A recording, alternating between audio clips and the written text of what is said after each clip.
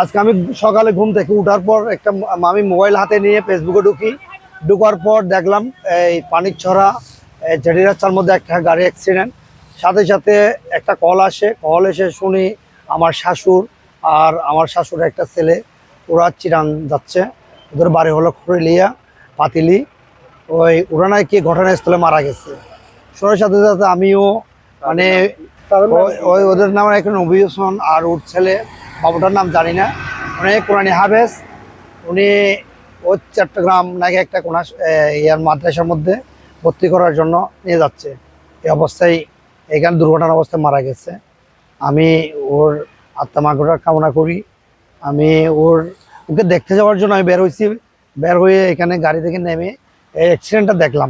এই রাস্তার ওই সাইডে দাঁড়িয়েছিলাম। এখানে কভার ভ্যান আগে আসছিল যে কভার ভ্যান এখানে আসিয়া রাস্তার এই সাইডে রাস্তার মাঝের ভিড়টা এই সাইডে দেখছিল।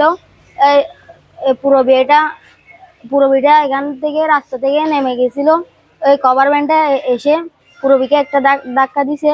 তারপর পুরোবিটা নেমে গেছে। তারপর কভার ভ্যানের পিছনের গিয়াটা বাড়ি গিয়ে পুরোবিটা পল্লটকে কভার ভ্যানটা ওইখানে চলে গেছে।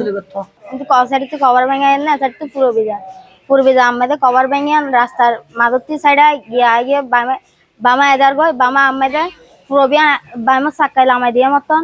তো তারপরে পুরো বিয়া ধাক্কা আর মেয়েদের পিছর এই সব কভার ভেঙে সাক্কাই বেড়ে ডাইরেক্ট লামি গিয়ে আমার মেয়েদের পুরো বি সাক্কাইল আমার মেয়েদের পুরো বিয়ে মারি দিয়ে রে এই সাইডে লামা গেলে। তারপরে কভার ভেঙে অফ সাইডে গিয়ে তারপরে মানুষ উদ্ধার করছি।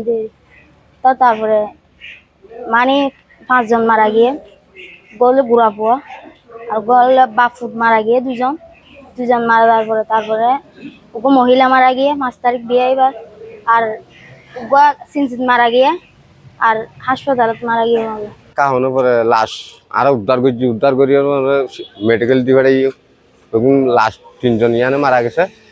ইয়ানে মারা 3 জনে পরিষেবাই 2 জন ফাতুলি একজন রাজার ফুলত